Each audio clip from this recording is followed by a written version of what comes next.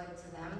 And so one of the things that I told our graphic design team when we started in season 1 was I was just like, occasionally, we'll have things where I'm doing like evasive maneuvers or something's happening, or I'm flying manually, and I'll ask them to create graphics that I can see. And they'll, sometimes they would say like, well, it won't play on the screen. Like, we create things, but then it won't play. I'm like, yeah, but it'll play on my face. Because I'm looking at it, and then I'm executing whatever it is that I'm executing. And so hearing from fans, which has been such a dream come true in this role, in this franchise, in this family, is like, and also in ISTC, in the space community, what I love is I'm so fascinated by what everybody in the space community is teaching me, is telling me about, is, the future of Star Trek is right here. But then they're so excited to hear from me, And so for me, it's very important that I know that you guys, that I'm thinking about you all the time, and it's because if it reads on my face, then it'll be real to you, exactly, to the episodes. And so when I hear also from fans that they say, it's really, not to say anything about any other helmsman, but since I'm on the panel here, I will say this. I've heard from fans that they're like, that I'm the first one that they sometimes feel like it's like I am flying the ship, and I'm like, well, what is it that I'm doing that's so different than what it? And they're like, you put your whole body into it. And like Celia, who plays our Uhura, and who's phenomenal as well as everyone in our cast, she says I get into like this football stance. She's like, she can see it from her communication station. She's like, you get into it, it feels like you're doing it. And so then when I hear from like Air Force, Navy, military, veterans, and current soldiers, and they're just like, yeah, they're like, you feel like one of us, like you look like one of us. And I'm like, I didn't really like practice that. All I thought was I just went into my lifetime of creating stories and been like, and taken the words off the page. Great writing, great story, makes everything to me easier. When the story is good, when the words are good, everything else just flows from that. Thank you.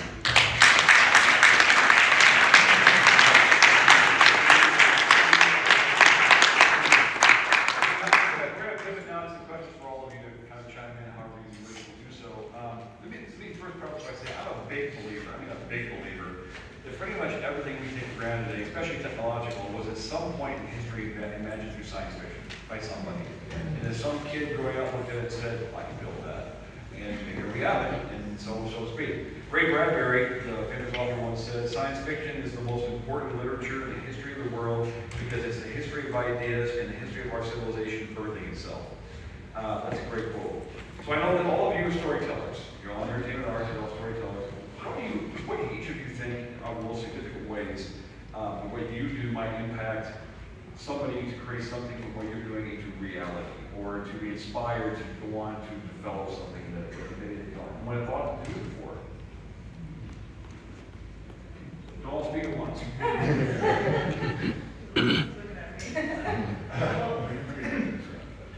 No, I mean, a lot of people approach me like, oh, I joined NASA because I watched Star Trek growing up. Like or I'm an architect because I watched some big sci-fi fan, and so for me, that's like crazy that it wasn't stuff I did, but that's what inspires people.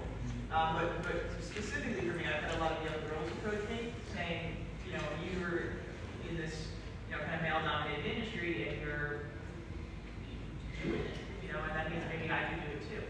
So for me, that's kind of been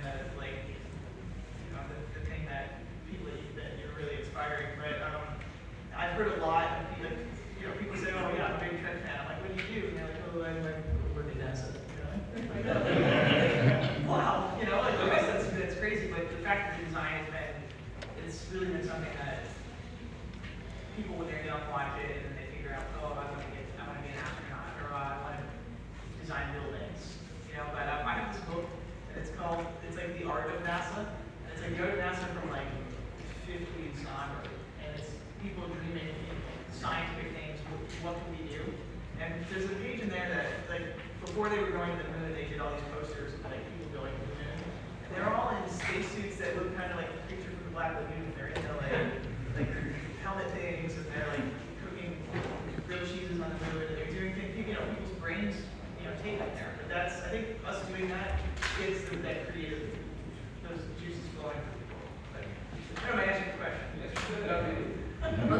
I'll just say, like a meeting fans, I guess I shouldn't have been surprised by this, but you don't expect it. Like you want, as an actor, you want to get the next job, you want to do the job well, and then I was just never expecting meeting so many people who are now telling me, young girls and boys, young kids who tell me that they want to be a pilot because of Erica, and then also people of all different ages who tell me, they've been watching Star Trek since the 60s, and this is the first time that they've seen somebody who looks like them on the bridge. And so I've heard from people, you guys I'm sure have all heard it, where people are inspired by Star Trek. I've been to multiple space conferences now, and I can't think of many people I've spoken to that have not said it. Everyone's just, been like, I am doing what I'm doing because of Star Trek.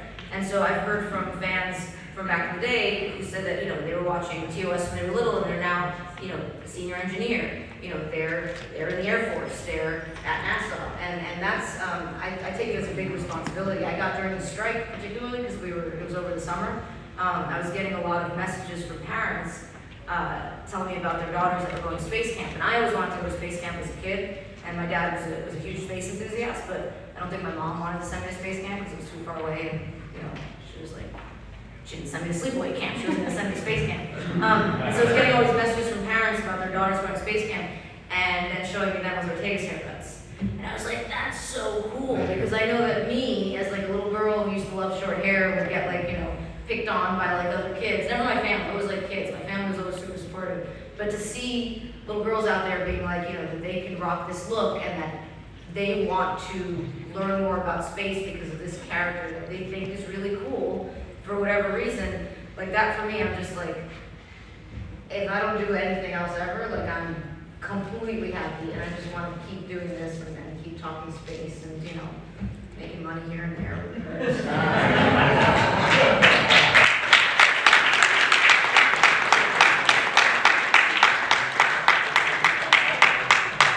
As you look at the history of film, if you look at Fritz Lang's Metropolis, you look now, and he pretty much nailed it. Yep, that exists. I mean, H.G. Wells, books.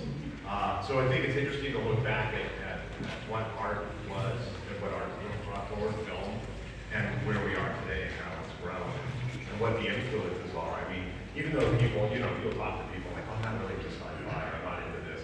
Everybody is. Everybody loves science fiction, everybody likes fantasy, everybody likes horror, everybody loves monsters.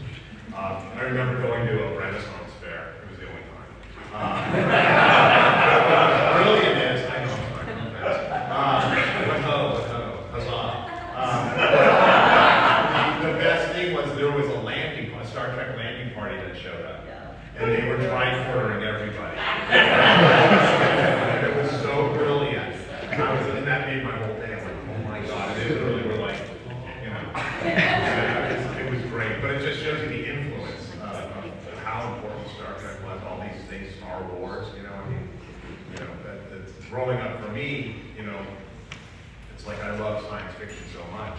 And then, of course, Steve being, knowing what effects were watching Star Trek on television. And then in 1977, going to see Star Wars, and then it was a whole game changer from that point on. It just revolutionized. The movie revolutionized everything. My brain was in overdrive, and that's when I decided that's what I want to do when I grow up. I want to have a lightsaber, and I want to fly an X-wing, and but that's where I was like, I want to work on movies like this. It's really inspiring. And when you get to work on something like be it Star Trek or be it nice and vacation like today, I've been on that side too, so I get it. I've done a lot with my career. It's it's fun, and you hope that what you create inspires people, the next generations, and so on, and it does. You find people, people coming up to her and saying what her character, that she performs are such a big influence to them, and that's a real nice thing, because we grew up being fans, we're all still fans, and now you get to meet the next generation of fans who still appreciate what you do and really take it all apart. It means a lot. That's incredible. Look at iPhones, right? Or iPads, right? Spock had an iPad long before iPads were a real thing. When he's getting trying to re-vulcanize himself in his token uniform. Or even in 2001, he's talking on pretty cool how it just what is in movies or literature becomes reality at some point. It's pretty dramatic. In '91, when I was hired to do Star Trek VI, The Undiscovered Country was going to be the last show of the original cast. I did. And it was mixed on the same stage that Raiders of the Lost Ark. It was mixed on the same stage that Star Wars. It was a very famous mixed stage, Warner Hollywood Studios Stage D. And I'm sitting in that room that all of these iconic movies, and I've got Nicholas Myers, the director, and Leonard Nimoy was a producer, and he was there. And talk about nerding out as someone that, in terms of me being inspired, because I too was a fan of the original show on television. And just to get to be a part of that was such a treat. And I remember when we were dealing with the magnetic boots, because they stuck onto the ship and they were able to, the gravity of the ship went, but they were able to maneuver. The sound of these boots was really a critical point for Nick.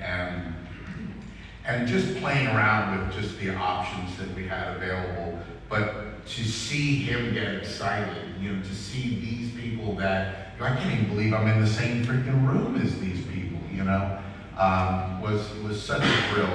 And the film came out great. We thought we were going to see a nomination for it. It didn't happen, but it was a real treat. But being inspired, one of the things that's really gratifying after all these years is that I get people reach out from all over the world, people that want to do what I do. And they, I get these very sweet messages, you mixed the soundtrack to my life, and they go, and it's kind of weird, but all of these movies from, the early 90s and from The Rock and Con Air and Armageddon and The Mask of Zorro and all of this, there's a lot of big sounding movies that inspire people to follow, in this field. And I had a guy from Germany reach out to me just recently, and he said, can we have coffee? And I said, well, yeah, if you're in town, and I'd be happy to do that. And I can tell you, when I sat in that theater in 1981 watching Raiders, thinking maybe someday, and if we can actually do that for the younger generation, it might not be inspiring them to go on to doing something scientific, but in this world, it's pretty amazing. And to spark that and inspire those individuals coming up through the ranks now is pretty great. It's a pretty neat deal. So yeah.